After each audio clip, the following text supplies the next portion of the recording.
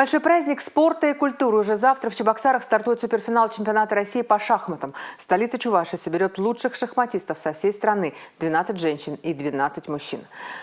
За звание чемпиона России спортсмены будут бороться 12 дней. В Чебоксары приедут многократный чемпион мира по шахматам Анатолий Карпов и вице-чемпион мира Сергей Корякин.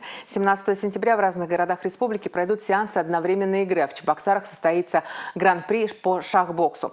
Любителей древней игры ждет и насыщенная культурная программа. Сценка из 12 стульев в исполнении чувашских артистов, а также выступление заслуженного артиста России, пианиста Бориса Березовского.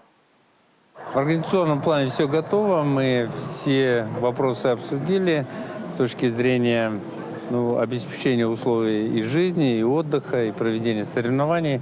Чебоксары, я думаю, будут таким знаковым городом, где прошел лучший суперфинал чемпионата России за всю его историю.